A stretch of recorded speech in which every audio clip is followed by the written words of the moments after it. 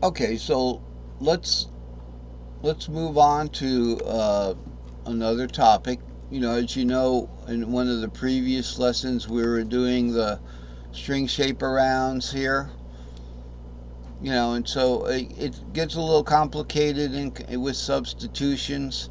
So remember, when you take a root chord and you just raise the fifth to the sixth, you've got its relative minor. If you substitute the fourth and raise the root to the second, you get the second minor. If you substitute the fifth shape there and raise the second to the third, you get the third minor. Okay, and then like almost similarly, but we're not going to do it that way. We're just going to do directly 7/2/4 for the half diminished. But similarly, if you took the second minor and raised its temporary fifth to its temporary sixth, you'd get the same effect. It's the minor of the minor, and that gives you the half diminished triad there. Okay, so that all works. Let's not get tangled up in it. When you get into substitutions, it's it can get a little tricky. So let's move up. So right here, we've got another way to approach everything, and we're starting to get into the patterns here. So we're looking at a major triad here, root 3, 5, root 3, 5. Okay, we're going to skip over this particular diagram because this was the one I had technical difficulties and resolution problems. Resolution is how sharp things are, and I lost the file and I had to use the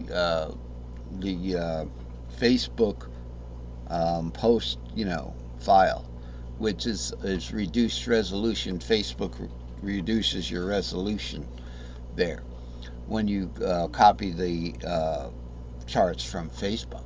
So let's advance. I redid them, um, and purposely.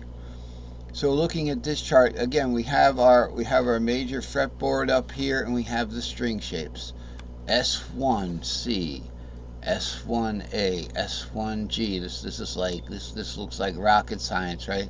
S1E, S1D. That means one string. So it's just one string. The S1C is just 3, 4, 5, and look at how many of them there are. 3, 4, 5 here. Here's a 3, 4, 5 here. Okay, here's a 3, 4, 5 there. They're everywhere. Okay, and then if you just start them anywhere on your guitar, you go like 3, 4, 5. Here's the 3, 4, 5, 6, 7 root. That's in D flat.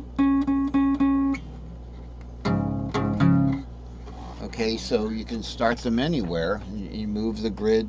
That's why you can access all of the chords with the same system. So we have the string shapes, and these are the string shapes. I suggest you learn them. If you're going to follow my method, it's 3, 4, 5 for C, and then sharing that 5 is the A string shape, 5, 6. Sharing the 6 is the G string shapes, 6, 7 root. Sharing the 7 root buddies is the E string shape, 7 root 2. Sharing that 2 is the D string shape, 2, 3, 4.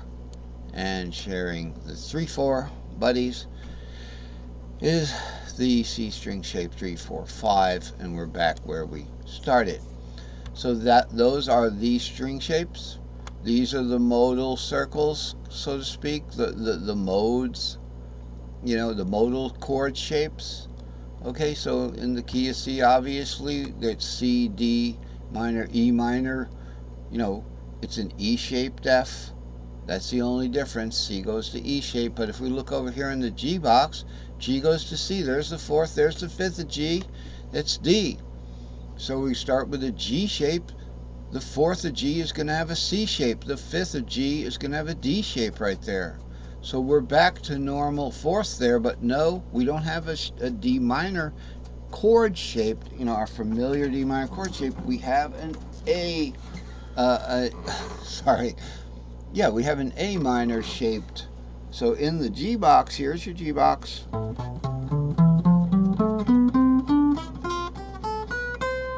Right here is the G box. Okay, so here's the 7th going to the root again. This is the G-shaped C box, okay? So we get a G-shaped C if we play it there. All right. Of course, we have the real deal G box down here.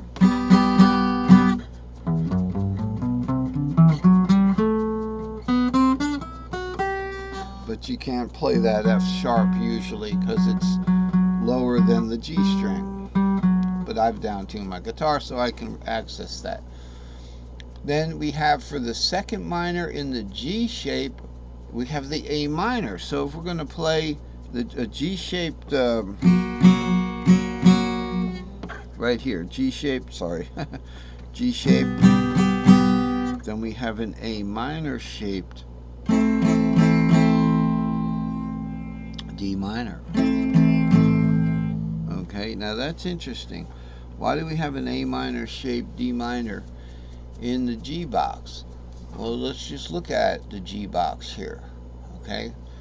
Because A minor is the second of the real deal G, okay, up here in the C box. So we would have had to have looked at the C box there, all right, and done the G substitution. If we did the G substitution, we'd be looking over here anyway. So let's look at the G box. 6th root, A minor to C. And we have a G-shaped C. And here we have our A minor shaped D minor.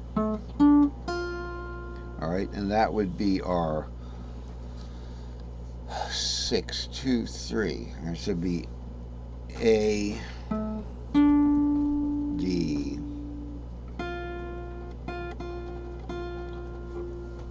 6, 2, 3 would be A, D. It should be in that G box. Oh, it's the 4th. Sorry, 6, 2, 4. So that's A, D, F. Right. But I'm trying to be more 3E friendly, you know, because when we get to, for instance, the A minor, its temporary 5th is the 3rd, so I have to be looking for that 3rd. I was a little too eager to go to that 3rd. So let's continue on. Again, we have the string shapes, and we also have the tripentatonic fretboards.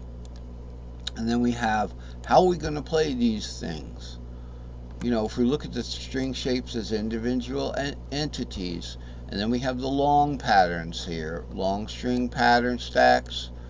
Okay, for the pentatonic and the triad, we're just removing notes, and then we just look at what those strings should be. So from the E shape, starting with the R there and moving up, we go root 3, 5, root 3, and then warp up that 5 to root again there, up here, which is basically, you know, part of the short pattern stack there. You have to know how to read these things. So the long pattern stacks are important. They really are, if we're looking at it. But so for the most part, we can just go string shape by string shape. So you're looking for string shapes here. So if you're looking for a major arpeggio starting on the 3, which would be the low E, you're going 3, 5 root, 3, 5 root right there. This is the shape, 3, 5 root, over. You got this little G-shaped thing right there. Isn't that neat? And look, what letter is that? So you got 3, 5, 3, 5, root, 3, 5. There's your little G-shaped in there. And then you have go up to root, but it's warped. Okay, and then on top of that E, we're just going to have 3, 5.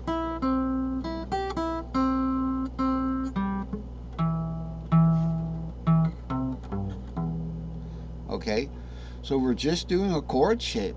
Remember, a tripentatonic arpeggio